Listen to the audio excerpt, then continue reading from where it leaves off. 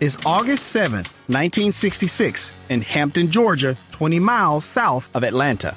It's a mostly cloudy day for the Dixie 400 at the Atlanta International Raceway that is currently in progress. It is quite the scene here. The massive crowd is on edge, the pit crews are working hard, and of course, there is the sound of heavily modified automobiles going speeds of 180 to 185 miles per hour. The famous track has brought out the usual cast of legends of the era: Bobby Allison, the father-son duo of Buck and Buddy Baker, and of course, often regarded as the GOAT, Richard Petty. But there is another driver on the track that many are also keeping their eye on. He is the driver behind the wheel of the number 34 car. Wendell Scott, a proud son of Danville, Virginia, is racing today, and he's running quite well. Scott has overcome many obstacles to get to this point in his career. Countless instances of racism have led to the lack of major sponsorship and resources, even leading him to receiving death threats. However, the taxi driver turned bootlegger turned stock car racer never let any of that deter him, and he is now racing on hollow ground and in contention for the win.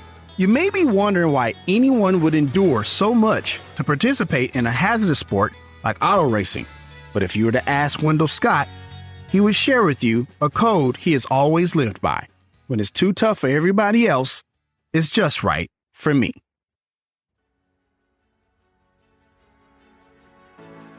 We come from innovators, heroes, and royalty. We are our ancestors' greatest hope. We face many challenges, but we mold that adversity into our greatest strength.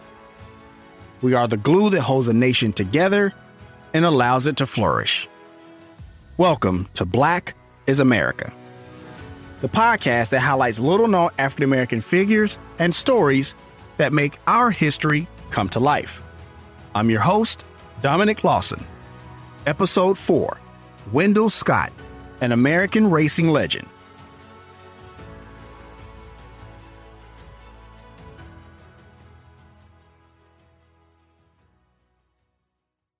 I first heard of Wendell Scott about 2 or 3 years ago. StoryCorps did this beautiful piece on him, and I was amazed. But that wasn't the first time it dawned on me that there were not many black people in the sport. Growing up, you didn't hear much about NASCAR if you were black. But being a sports nut, I was very aware of the stars of the day. Tony Stewart, Jeff Gordon, and Mark Martin come to mind. But it was 2013 when an ESPN ad came on promoting Jimmy Johnson and the Sprint Cup Series that made me realize that Black America was not deeply embedded in the sport. But is it enough to make you a legend? Because there's a big difference between being the best driver of your generation and being the best driver ever.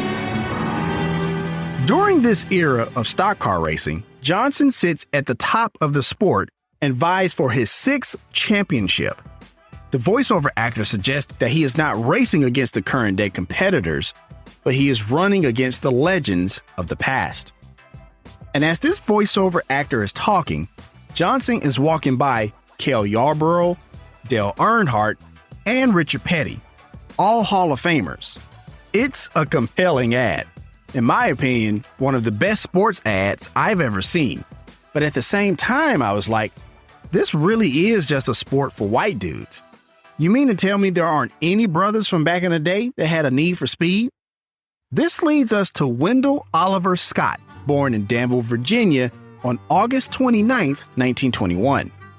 Danville, which sits at the southern border of the Commonwealth of Virginia, has a fascinating history.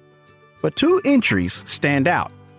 For one, is that Danville, in the waning days of the Civil War, was the capital of the Confederacy after Richmond fell. You know the war, when those secessionists decided they wanted to break away and create their own way of life, then found themselves getting mollywopped by American forces. Just so you know, here on the Black is America podcast, we don't take too kindly to enemy combatants of the United States, either foreign or domestic. And the other was a race riot that occurred in 1883 that led to the deaths of 4 African Americans. In Wendell's youth, there were a significant amount of factories around town that processed cotton and tobacco crop that speaks to the history of enslaved African Americans of the South. So as you can see, Danville is a nice microcosm of the United States as it relates to the history of the African American experience. Growing up in Danville, he spent a lot of his time with his dad in the garage, an auto mechanic and driver himself. But when he wasn't doing that, you could often find him in the streets of Danville racing his bike against other children. Yeah, I guess Uncle Wendell had that need for speed early on as a kid, almost like he was channeling the energy of my guy, Marshall Major Taylor. Now, Uncle Wendell knew early on that... I'm sorry, what's that? You've never heard of Marshall Major Taylor? You know what? My apologies. Let me put you on game real quick. Let's go back to here. Here's how to do it. December 7th, 1896, in Madison Square Garden, or simply known today as the Garden. It is here where the 6-day race is being held. It's the most significant event in the sport of cycling and predates the Tour de France. This race measures a cyclist's endurance as they would race literally for 6 days to see how far they could go. Now, you could rest if you wanted to, but there is the obvious risk of people getting ahead of you if you did that. Anyway, on this day, my guy, Marshall Major Taylor, makes his international debut. Taylor was known more as a sprinter type of cyclist than a long-distance one, so he is making waves for that reason leading up to the event, and the fact that he would be the only black person competing on this day. On day one, Marshall Major Taylor is putting in that work. He clocks over 300 miles, which puts him at the top of the leaderboard. However, with fatigue and inexperience starting to set in over the next couple of days, which would make sense after traveling over 17,000 laps, Marshall Major Taylor would finish 8th on the race's final day. But being this was his first distance race, and the fact that the field dwindled to half when it started, Taylor would gain the respect of the cycling world. From there, Marshall Major Taylor would go on to not just break the color barrier in cycling, but dominate it, breaking multiple records and becoming the first African-American world champion, not just in cycling, but in any sport. So like I was saying, Uncle Wendell knew early on that he wanted to be his own man. He would see people coming in and out of those plants I told you about before, and he knew he was not about that life. So Wendell dropped out of school in the 11th grade and became a taxi driver.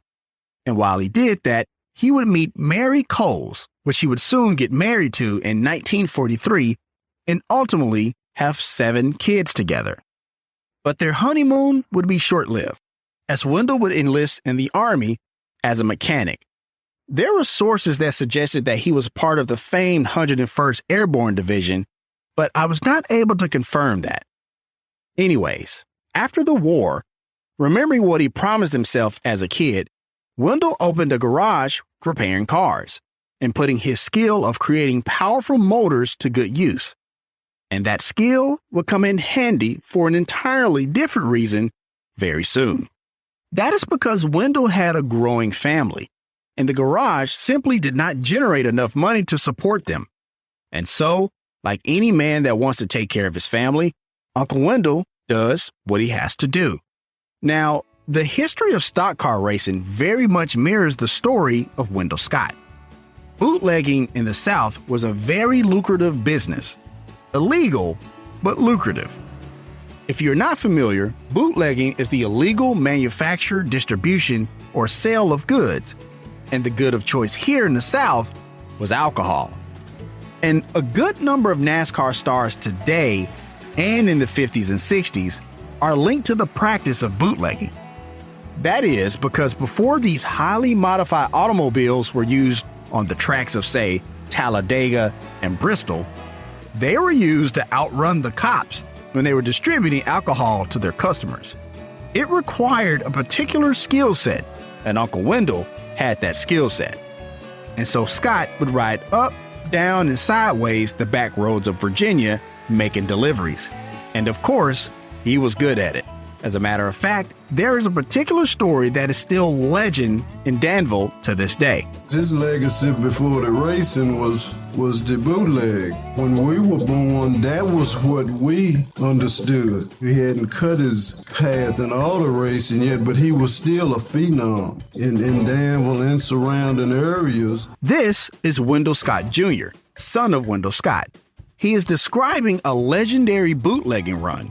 This audio is courtesy of the website wendellscott.org of the Wendell Scott Foundation. Here again is Wendell Scott Jr. At the end of the city limits, it's a road that literally is a snake road, and it goes downhill to a section called Fall Creek. And they had roadblocked him down there. Well, there was no way out. I mean, he couldn't run the roadblock. He couldn't turn the car around, so he had to back it out with them chasing him. And he left him, got out of that sight. Instead of doing the normal turnaround, he did a 180 and headed downtown where he had a shop, a place called Spring Street. Pulled the motor out the car. And when the police got there, the motor was swinging. And they said, "Wendell, we know we just chased you. What in the world?" This man, and he was real sullen and real quiet. "Man, I'm working on my car. I ain't got time, you know." So they took him. We had night court in Danville in those days. The judge said, what if y'all chased him? How was he working on the engine of the car? And as I understand, the engine was out. They said, "We don't know how he did that, but we know we just chased Wendell." So the judge dismissed the case and said, "Well, next time, bring me Wendell, the liquor, and the motor." Yeah, Uncle Wendell was pretty nice behind the wheel, but his innovative engineering skills were nothing to scoff at either. Franklin Scott, also the son of Wendell Scott, in a conversation with Kyle Petty, son of racing legend Richard Petty, explains exactly what I mean. He was so innovative with his automobiles. Flip the switch and his brake lights wouldn't come on even when he was using 2 fuel tanks on the cars. So he had a big business in Greensboro, Winston-Salem, Charlotte. You told me a story this morning. So you're cutting off the brake lights, so when I hit the brakes, the brake lights are not brake lights on. But your tail lights are still on. Yeah, it's a separate circuit. So you took me down a road that came to a T, and he would be on the brakes turning hard, but the lawman behind him wouldn't know it. And if anyone saw a Grease Lightning movie, that was actually a true thing, where they had a meeting that said, "Don't chase him." They had wrecked 9 cars trying to catch him. 9 out of 13 they wrecked trying to catch your dad. Yeah.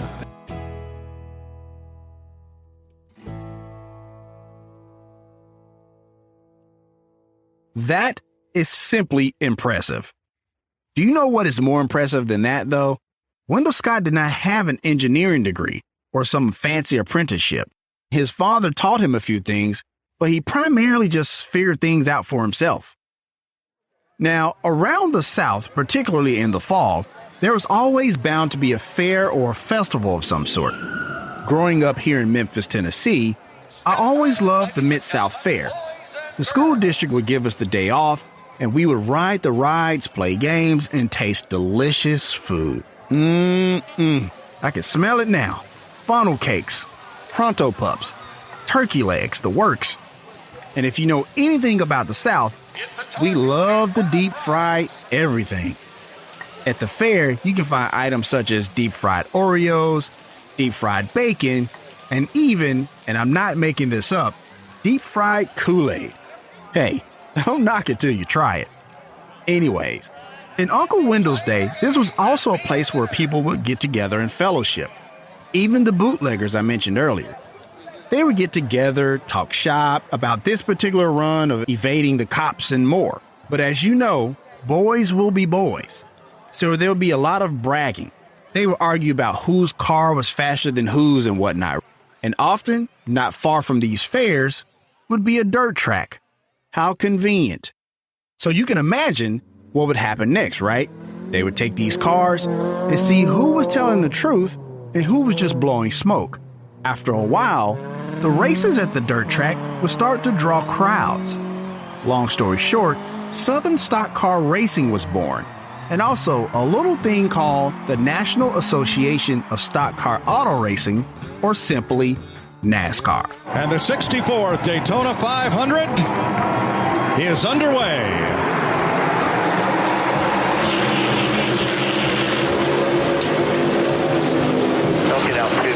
Doing good. Still one back in line with you.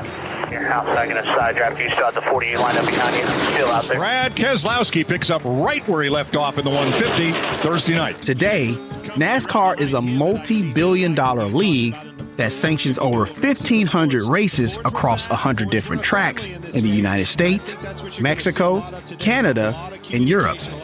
But I'm getting ahead of myself here.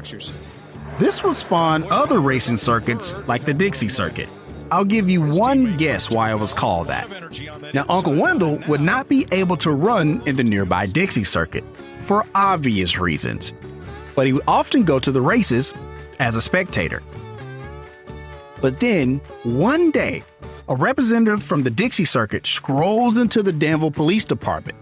He's there for some information. See, he is looking for a black driver to race as a gimmick to get more people of color to come to the races. Guess whose name comes up? Oh, yeah. That's really how I got started in racing. Ladies and gentlemen, in his own words, this is Wendell Scott explaining how he got into stock car racing. They opened up a little small track in Danville called it Dixie Speedway, and they wanted to get some black drivers, and they thought they didn't know who to approach, so they went to the police department to find out what black guys had speeding records, things like that. So they told them they want somebody to drive a race car, see me.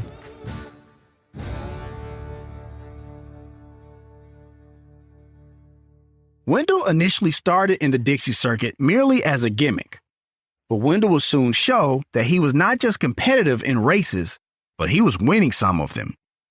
This is pretty impressive on its own. To come into a new sport and make an immediate impact is not often done in sports. But when you dig deeper into Uncle Wendell's story, it becomes even more impressive. When you look at a stock car race today on TV, true enough, you see high-performing automobiles whizzing around the track. But what you see on those cars is in large part why they are high-performing in the first place. I'm referring to the decals, which represent sponsorship. Today on the hood of stock cars, you can see the Home Depot, McDonald's, FedEx, and more.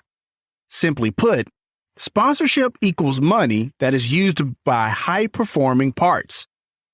This is also used to pay for pit crews and more so that all the driver had to worry about was driving. But for Scott, he didn't have that.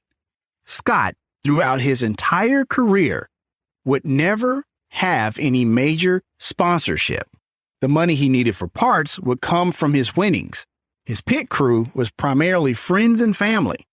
Wendell Scott discusses this in a conversation with Hall of Famer Ned Jarrett on the television program Inside NASCAR. You had to do things a little bit differently because you didn't have the financial backing that must say often a lot of other people had on the circuit back then, and there were stories that you would get out and make your own pit stop, change tires, or service your car when you'd come in. Well, some of that was true, but it wasn't to the extent that they built it up to be. And you take my old Chevrolet, I had a sign on it, Mechanic Me, and people used to get a lot of kick out of that. But most of the work I had to do myself.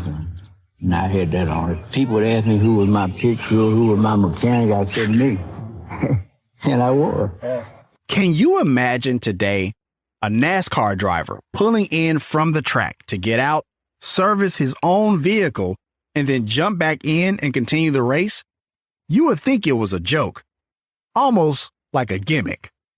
But for Uncle Wendell, that was real life. The story of Wendell Scott in NASCAR is the story of the Black experience.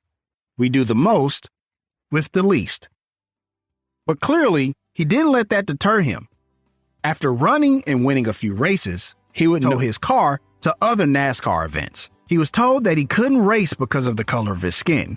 Some would provide a compromise of letting a white man run his vehicle, to which Uncle Wendell wasn't having any of that. Anyone who knows auto racing knows that it's a very dangerous sport on its own. There are more crashes than you can count in the history of stock car racing. But for Wendell, it was notably tougher due to the color of his skin. But sports has a funny way of changing people's tunes. It's like when the Texas Western basketball team would make news by starting an all-black starting five against the heavily favored Kentucky Wildcats for the national title. After that game, Pat Riley now Hall of Fame coach and NBA executive, and a few other white players congratulated those players after they won. Just another example of how sports has often served as the great equalizer. When fans would come to the track to see their favorite drivers, they would also see Wendell Scott and his grit on full display, working on his car during pit stops, not having sponsorships, and even stories like the one Wendell Jr. would tell. The first time we raced at Bristol, Tennessee, we slept on the ground outside of the track. My father got up that day and drove 500 miles on a half-mile track. This would garner a lot of respect from people. Not all, but most. They respected Wendell's tenacity and never say die attitude. It reminds me of what is so special and magical about us as a people. Through all the unfairness, the adversity, and the discrimination, we still find a way to make an impact and succeed. And for Wendell Scott, on a shoestring budget and a can-do attitude, he was surely succeeding. Scott won 128 times in the amateur and sportsman modified divisions. His best year came in 1959. When he raced his car, Old Rusty, with 22 wins. That year, he won the Virginia State Sportsman and the Southside Speedway Championships. The amateur and modified divisions are a bit like the minor leagues in racing, which is why Scott had his eyes on going to the big time. Here's Wendell Jr. He said, I'm going NASCAR. He said, I'm getting ready to go Grand National. In his peers in the sportsman and modified level. Thought this man's losing his mind. He ain't got no money. Daddy said, but I can drive. This leads us to a bit of a funny story about how Wendell got his NASCAR license. Here again is Franklin Scott, son of Wendell Scott. He went to Richmond, Virginia, and there was a NASCAR steward there. His name was Mike Poston, and he told me he wanted to get a NASCAR license. Mike didn't realize he was violating a code, I guess, or something. He signed him up as a NASCAR, gave him a NASCAR license. And on March 1st, 1961, in Spartanburg, South Carolina, Wendell Scott would compete in NASCAR's top series and went Grand National, to use the words of Wendell Scott Jr. This makes Wendell like the Jackie Robinson of the sport, but a sport still in its infancy compared to Major League Baseball.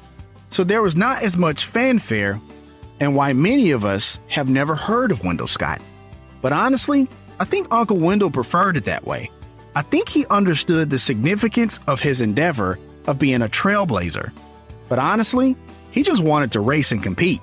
Franklin Scott drives this point home further in a conversation with Kyle Petty from the television program Coffee with Kyle. I read where a guy named Rodney Legion, I was reading some different stuff, where he said he was a race car driver.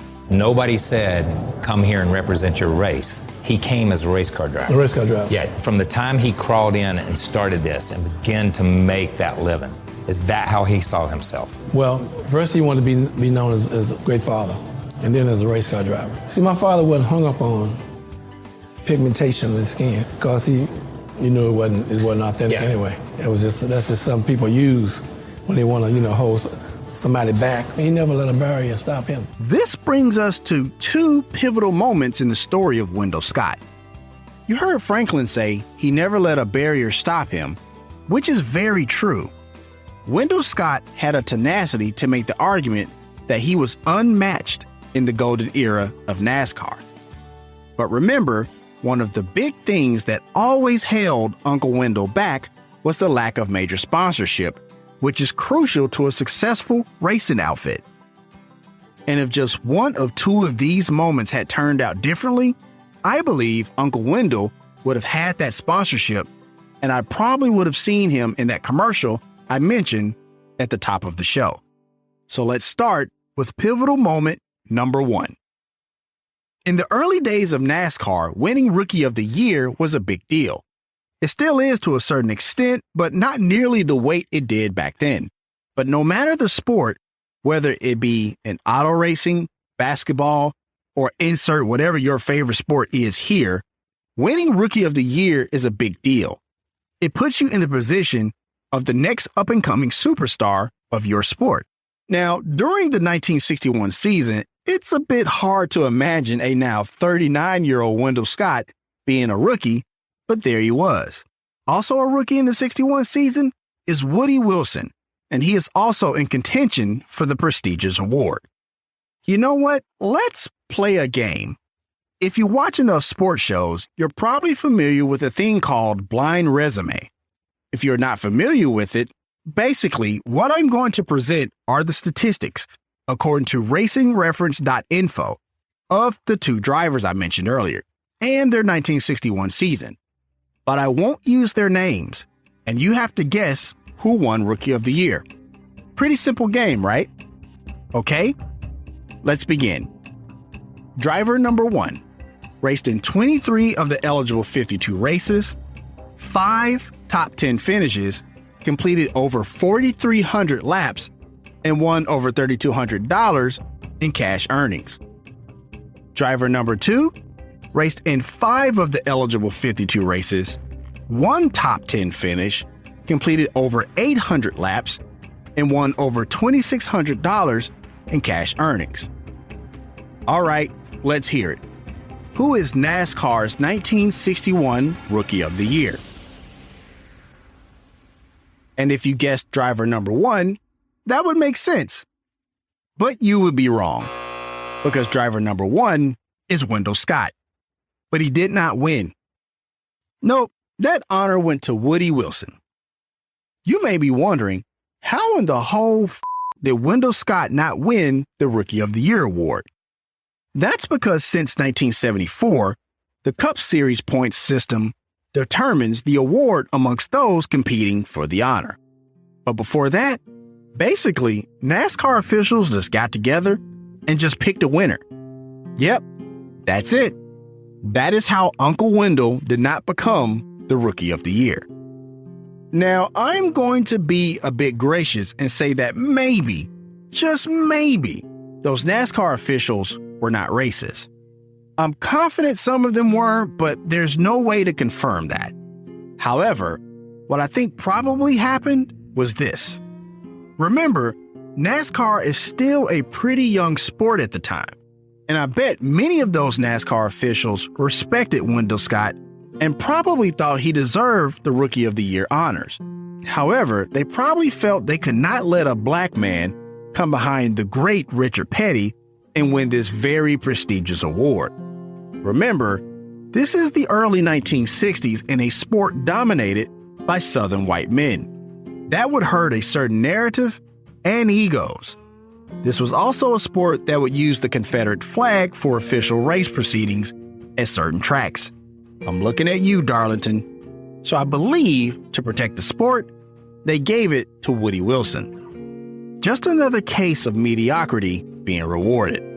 Here is Franklin Scott talking about how his dad dealt with not winning the award. I think my father, other than not getting his trophy at Jacksonville, that's one of the things that bothered him more throughout his career and throughout his life, did not receive Rookie of the Year honors. That was a travesty. Kyle Petty gives an interesting perspective on the prestige of the Rookie of the Year honors. When I looked at that, that was a piece possibly could have been a game changer, because you had Richard Petty, 59, David Pearson, 60, and you would have had Wendell Scott, 61. And Rookie of the Year was a big deal then. Yeah, it's not as big a deal now. Right. It's kind of changed, you know what I mean? But to be the champion, to be the Rookie of the Year, to be those things then. That really bothered him. That was a big deal. That really bothered him. So Uncle Wendell, while devastated, does what we have always done in the face of adversity in our community. We get up, dust ourselves off, and keep it moving. And literally, that is what Uncle Wendell does. The 1962 season comes around, and Uncle Wendell is running and running hard. He runs in 41 of the possible 53 races and finishes the season with 19 top 10 finishes and 4 top 5 finishes. In 63, 15 top 10 finishes and another top 5 finish. And in 64, arguably one of his best seasons, Uncle Wendell notches 25 top 10 finishes and 8 top 5 finishes. Uncle Wendell even notches a win. Well, sort of. Let's rewind the tape a bit, because Franklin Scott said something earlier that stood out. I think my father, other than not getting his trophy at Jacksonville. Yeah. That's one of the things that bothered him more throughout his career and throughout his life. Did not receive Rookie of the Year honors. We need to talk about what happened in Jacksonville, which brings us to pivotal moment number 2. December 1st, 1963. This might be a bit confusing, but it's still part of the 64 season. Anyways, Uncle Wendell, in the middle of having one of his best seasons on the Grand National Circuit, is racing at the Jacksonville 200 at the old Jacksonville Speedway. The track would later close due to safety reasons, but this highlights something interesting about Wendell Scott as well. Uncle Wendell was not only a highly skilled driver, but also a true master of his craft by adjusting his car to the conditions of the track, which were not great this day. Franklin Scott points this out. I don't know if you may have heard this, you may not, how he was superior that day. I saw he was a mechanical engineer with no formal education. The track was so bad, he de-shocked the car, put one shock on each wheel, and he said, I was just riding a limousine. Yeah. He was cruising. He deserves credit for that. Yeah. And so Uncle Wendell is out there doing work. Ned Jarrett, the Hall of Famer I mentioned earlier, would get out to a commanding lead, but a damaged wheel puts him behind. Richard Petty would lead most of the laps, but remember, the condition of the track was terrible, so his steering would break. So while the two Hall of Famers were having trouble, Uncle Wendell was on the track like he was just riding a limousine. Yeah. He was cruising. By the end of the race, Wendell is ahead of the entire field by 2 laps. 2 whole laps. As he's coming around the final turn, I bet he thought this was the big break he needed. He probably thought a sponsorship or something was on the way, and he would have the resources to show these boys in NASCAR what he could really do with just a little bit of help. That was because Uncle Wendell was about to see that checkered flag drop on the number 34 car and claim victory. But it was not to be, because Wendell Scott crosses the finish line and they don't drop the checkered flag. Buck Baker comes behind him and they give him the win. Wendell Scott spoke with Ned Jarrett on the television program Inside NASCAR about that race. What was the biggest thrill you had in racing? Well, I had a lot of thrills. It looked like it would have been when I won the race at Jacksonville, Florida in '63, but for a while it wasn't a thrill because it was 2 or 3 hours later before I was declared the winner. They flagged Buck Baker the winner. Yeah, Jack Smith second, and I was third. But you knew that you'd won the race. I had passed Buck Baker 3 times. I only made 1 pit stop for gas and didn't lose a lap, and I knew I had won. Jack Smith had the fastest time. If they had had him the winner, it would have been a question in my mind whether I had won or not. Him and Neil Castle got hung up and they went out across the infield once, and I didn't know how long he stayed in the infield. But it wasn't no question in my mind about Buck Baker. I knew I had won the race. Now, they would later declare Wendell the winner and give him a check. They would chalk it up to a scoring error. Okay. But I believe, once again, for NASCAR, just like the issue with the Rookie of the Year award, this was an optics issue. See, I'm not sure about now, but when you won a race back then, you were cheered, there was a trophy presentation, and then there was a beauty queen, usually white, that the driver would kiss after winning. He also would not receive a trophy until 2 years later, again out of the eyes of the crowd and potential sponsors.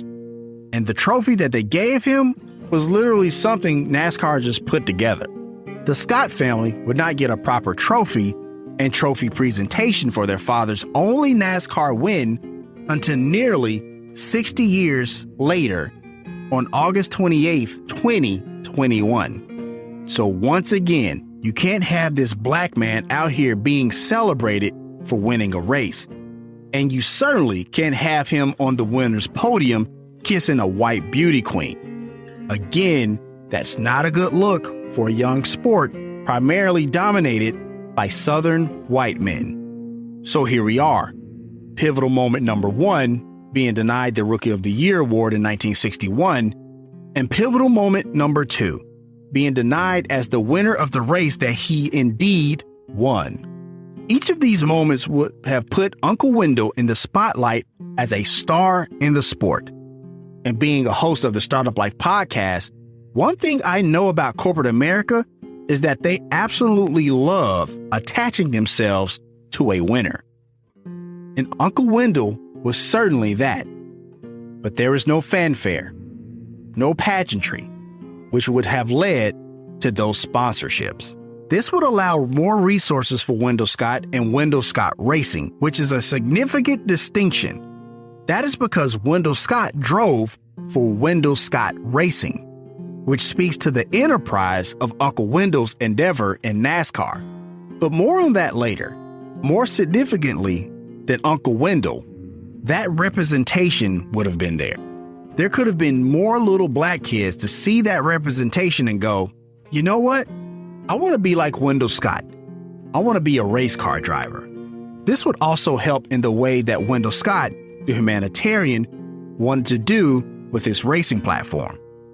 In a conversation with Kyle Petty, Warwick Scott, son of Franklin and grandson to Wendell, emphasizes this point. I have a moment or a memory. My grandfather took me to school when I was a child in the mornings. And I remember him telling me that sometimes you're expecting like a big piece of a pie, but sometimes if you're hungry enough, if you get that crumb or that small slice, you know, you can take it and turn it into a whole meal. Yeah. I know that, you know, I experienced the lingering effects of his NASCAR career. Yeah. See, the win was the thing that was intended to change the trajectory, not just of his family, but of his community, you know. Great humanitarian. Yeah. And so, you know, that part, not ballooning into the next thing, I know that stuck with him to the very end. As if all of this wasn't enough, Wendell Scott was harassed on multiple fronts, with an absurd amount of car inspections, multiple car vandalizations, and people would wreck his car on purpose. Wendell received multiple death threats also. Franklin Scott emphasizes this point and shares his father's determination and grit. But he wasn't allowed to race at certain speedways. He had death threats not to come to Atlanta. And they had to say, look, if I leave in a pine box, that's what I got to do, but I'm going to race. And Uncle Wendell would keep racing. But not only keep racing, but getting better. In '63, he would finish 15th in the points as a driver. In '64, he would finish 12th. '65, he finishes 11th. In '66, arguably his best year, he would finish 6th. In '67, he would finish 10th. And in '68 and '69, he finishes 9th.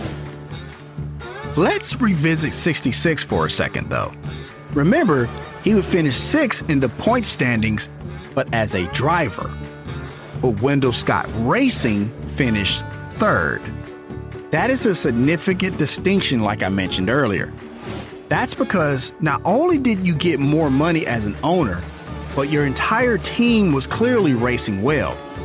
There was actually a period of time that a white driver, Earl Brooks, would drive for Wendell Scott Racing. That '66 year tells us that not only was he a great driver and a master mechanic, but Uncle Wendell was also a great NASCAR team leader, going head up and being competitive against his more well-funded counterparts. Look, I know it sounds like I'm beating a dead horse, but I have to remind you once again, Wendell Scott Racing had no major corporate backings or sponsorship. Everything that they had the money for came from winning in auto racing. And those winnings throughout his entire career would amount to over $200,000. Scott would run as many races as he could. Tom Higgins, the longtime columnist from the Charlotte Observer, shares a unique story. Wendell had a problem with left front suspension, and he came onto the pit, saw how bad it was, pulled behind the pit wall, got out of the car, sent his sons running back to the garage area to get parts, and he started these repairs himself. He was the only mechanic he had. I was covering the pits that day, and I'm back there watching this, and it was so touching, and here was this, to me, tremendous drama playing out, and no one was watching it. And it took him probably an hour to get the car fixed. But he stuck with it and went back in the race because the few extra dollars that he would have gotten from gaining a few positions was that important. Plus, he was a competitor. He wanted to be in the race running when it ended. That struck me. I will never forget Wendell Scott. No matter how strong a car he was in, could have been the worst car in the field. He never, ever started a single race without thinking this was the day he was going to win.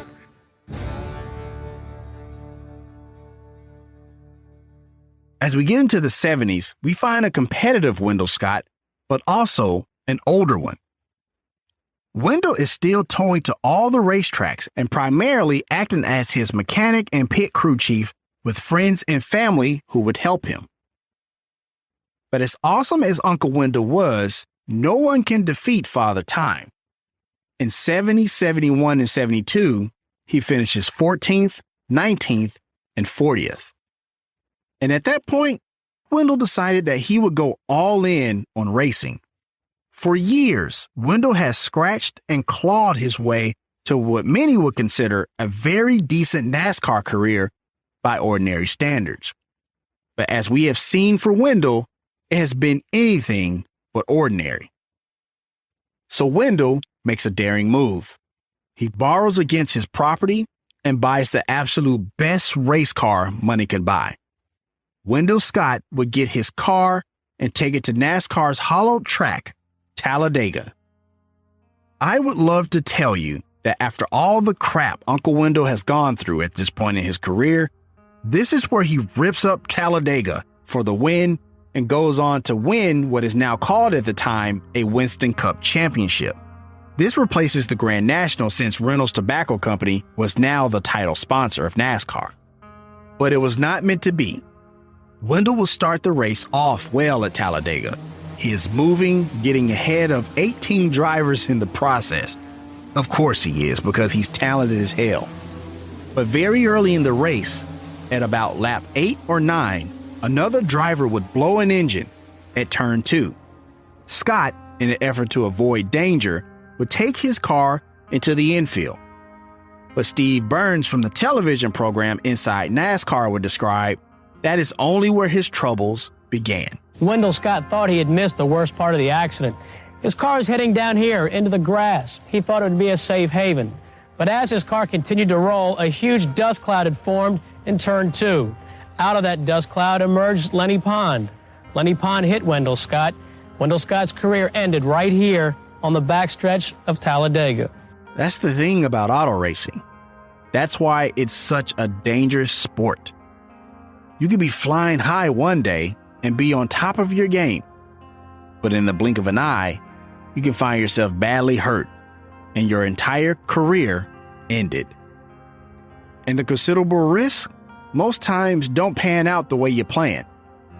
Here is an emotional Wendell Scott speaking with Hall of Famer Ned Jarrett, reflecting on the accident and its financial toll. Did the wreck at Talladega, did that pretty well end your career in Grand National racing? Well, yes, it really did. I went very much in debt because I hadn't been doing good. And my boys told me either get in the race or I'll get out of the race. So I borrowed money on my car, bought me a real good car, and got it 12 years for it. And of course you had some physical injuries as well, too. Yeah. But it took me 9 years to pay for it. Is that right? That whole ordeal was challenging on him. His entire career was rough on him. But if you ask Uncle Wendell, would he do it all over again? The racer and competitor comes out. But with a caveat. Boy, you got a lot of memories to think back over and things. I guess you'd say, well, boy, I wish I hadn't done that. No, I'd do it all over again. You would? I'd do it different, though. Yeah. What would you do different?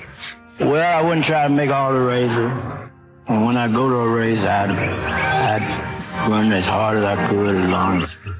People perhaps didn't understand that you had to run the way that you did most of the time because you didn't have the backing. You had to try to make a living at it. Yeah, Sunday I won the race in Jacksonville. I needed $900 and some real bad. I left home, I didn't think I had a chance. and I won $1,100 this time.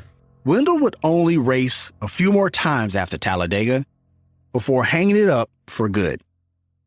After retirement during the 80s, Wendell still would race sometimes, but primarily just for fun.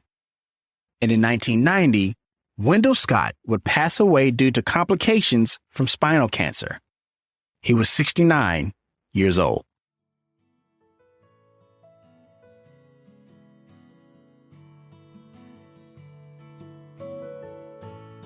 After running 495 races in NASCAR's top series with no major sponsorship, Wendell Scott would finish with 1 win, 20 top 5 finishes, 147 top 10 finishes. That is impressive on its own. But when you add the degree of difficulty that came with his career, there is simply no way he should have pulled off those type of numbers, making it even that more impressive. Uncle Wendell will be inducted into multiple Hall of Fames, from the International Motorsports Hall of Fame and the Virginia Sports Hall of Fame. But in 2012, he will be nominated for the NASCAR Hall of Fame. And 3 years later, a legacy would be cemented for a stock car driver from Danville. Well, hello and welcome to a special edition of the City Update as we broadcast from Charlotte, North Carolina, home of the NASCAR Hall of Fame, and as Danville's own Wendell Scott takes his place in the Hall. Wendell Oliver Scott faced insurmountable odds to have the career that he had. But through it all, he was still able to take his place among the legends of auto racing. Please welcome, representing 2015 NASCAR Hall of Fame inductee Wendell Scott, his son, Franklin Scott. A common theme on the Black is America podcast is racism, but it's not a central one. It is certainly not a show that intends to vilify white people. We talked about people respecting Wendell Scott throughout this episode, which made me think about white people and allyship. I'm reminded of a conversation I had with Resma Menicum, who goes around the country and teaches about anti-racism practices and culture building. We discussed the difference between performative allyship, which is people saying, I do this for black people, I do that for black people, I'm an ally. And then there is operational allyship, which are people who don't have to say anything because you see the work they're doing that proves it. Now, there were undoubtedly performative allies within the story of Wendell Scott, but there were at least 2 that may qualify as operational allies for Uncle Wendell. The funny thing is, they are both Hall of Famers. The first was Ned Jarrett, the Hall of Famer who, as a presenter of the television program Inside NASCAR, did a story on Wendell Scott, which is featured heavily in the creation of this episode for Black is America. That awareness may have been some of the groundwork for Uncle Wendell to get into the NASCAR Hall of Fame. Also, Ned kept it real about if the playing field was level for Scott during his career. He probably did more with less than any driver that I've ever seen in the sport. He never really got the break that he needed to show the talents that he had. I've said a number of times that if he would have had the same resources that I and a lot of others in the sport had at that time, that he'd probably knock her pants off out there in competition. I believe that he could have won a good number of races. The other was Richard Petty, King Richard, the GOAT. You have heard me mention him throughout this episode. He is featured in that commercial I spoke of and the 1959 Rookie of the Year. His operational allyship goes a bit deeper. For starters, it wasn't just him. Richard's wife, Lori Petty, would mentor Franklin Scott as a kid, not only feeding him snacks, but also teaching him how to score races for Wendell. There was also the time when Wendell needed a new truck to tow his car from different tracks around the country. It was Richard Petty who assisted. Here is Franklin Scott again talking to Kyle Petty, Richard's son, about the transaction. He talked to your father. He could tell you what he paid for it, but I won't. But he gave him a good price. Yeah. One that we could, come up with the money to get. And what this did, it opened opportunities. And when Wendell was hurt after the wreck at Talladega in '73, Richard Petty stepped in again. What did you guys do as a family then? I mean, during that period of time, because that was... Well, it was a struggle, but your father assisted my father. Yeah, no way. I know he sent him 2 checks. The last one he sent him a note. I hope this helps. If I can be of further assistance or whatever, for your necessities, let me know. I thought the interesting part was that even Kyle, Richard's son, didn't even know about this, which would suggest that it wasn't publicized as goodwill for Richard Petty. But beyond this, Richard Petty would go on to usher in and mentor one of NASCAR's young superstars of today. Well, Marty, throughout the garage, everyone seems to be in agreement that 18-year-old Darrell Wallace Jr. has unquestioned talent. All he needs is seat time, experience. In just his 4th Nationwide Series race, he will start this race from the pole here today, so we know he can do it for 1 lap. The big question is, can he do it for 200? Coming out of turn number 4, Darrell Wallace Jr. sees the white flag one more time in Martinsville. Darrell Bubba Wallace Jr. is an African-American stock car racer in the NASCAR Cup Series. Wallace, when he broke into the Cup Series, raced for none other than Richard Petty Motorsports, making him the first full-time African-American driver in the top series since Wendell Scott. And not only did he race for Richard Petty Motorsports, but he also drove the Hall of Famer's famed number 43 car. He would make history in 2018 by having the highest finish for a full-time rookie at the Daytona 500, when he finished 2nd.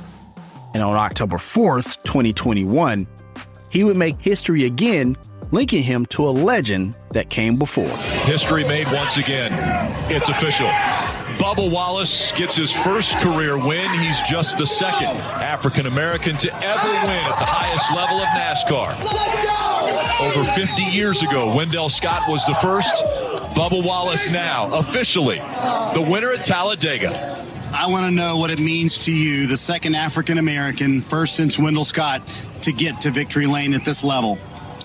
Yeah, I never think about those things, and when you say it like that, it obviously brings a lot of emotion, a lot of joy to my family, fans, friends. It's pretty damn cool. So on February 20th, 2022, Wallace came very close to winning the Great American Race, another name for the Daytona 500, coming again in 2nd. Man, he was so close. He really was. But unlike Uncle Wendell, Bubba has leaned into the unique opportunity of the platform he has as a full-time African-American driver in NASCAR's top series. He has been very vocal about social justice and the changes needed in his sport. Bubba has driven with the decal #Black Lives Matter and was instrumental in the banning of the Confederate flag from all racing events, which included fans from bringing them to the track.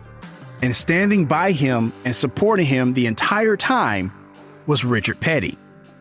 I'm sure that caused Petty Motorsports sponsorships, but you have to wonder if Richard wanted to make a few things right from what he saw happen to Wendell Scott long ago. But you know, something interesting is happening in auto racing. Black America is getting into the sport. Now, that is not to say we weren't in it before. Obviously, there's multiple examples. The first being Wendell Scott, of course. But there's also Bill Lester and Willy T. Ribbs and countless other drivers. And don't forget about my guy and arguably the GOAT of Formula One, Sir Lewis Hamilton across the pond. Not to mention former NBA player Brad Daugherty, who is a team owner in the sport and has done NASCAR commentary for multiple networks. But there is an apparent shift happening. The Daytona 500 that took place in February of 2022 marked the most race teams with black owners in the history of the sport. Daugherty, who I mentioned earlier, NFL legend Emmitt Smith, boxing legend Floyd Mayweather, and entrepreneur John Cohen. And then there's his airness.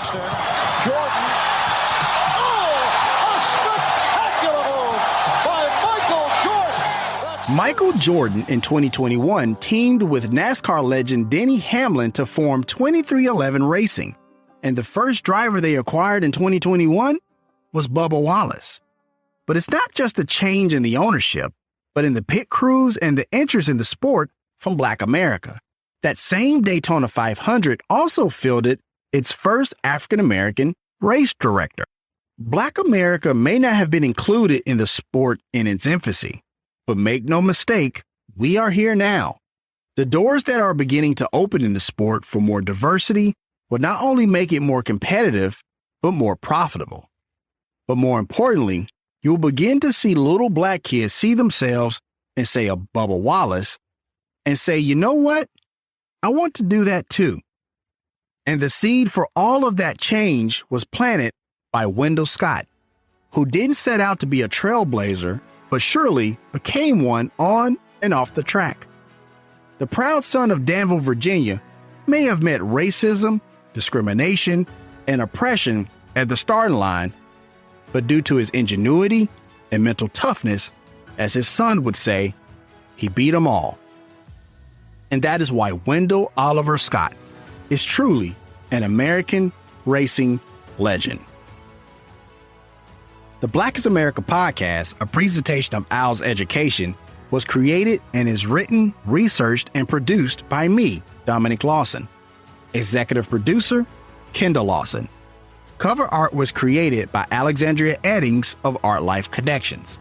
This episode was created thanks to the help of sources from the television program Inside NASCAR, StoryCorps, Motorsports on NBC, ESPN, and the Wendell Scott Foundation, which is a 501c3 nonprofit that supports educational development through cultural activities, STEM-based programs, and mentorship endeavors. Please go to wendellscott.org to find out more and make a donation. Be sure to like, review, and subscribe to the Black is America podcast on Apple Podcasts, Spotify, or wherever you like to listen to podcasts. For a full transcript of this episode and other resources, go to www.blackisamericapodcast.com.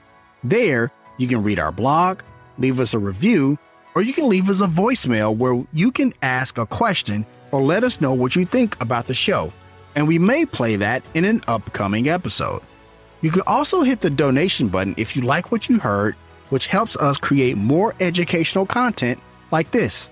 Finally, thank you so much for listening to the Black is America podcast, where our history comes to life. Until next time. I just want to say thank you again for listening to the Black is America podcast. We really hope you are enjoying these stories. Now, I know Black History Month is over, but that doesn't mean the Black is America podcast is. We're going to go on a break for a few weeks, but be sure to go to blackisamericapodcast.com for updates on when we are coming back and listen to all the available episodes that are there now. So continue to live your truth, make the ancestors proud, and we will talk to you soon.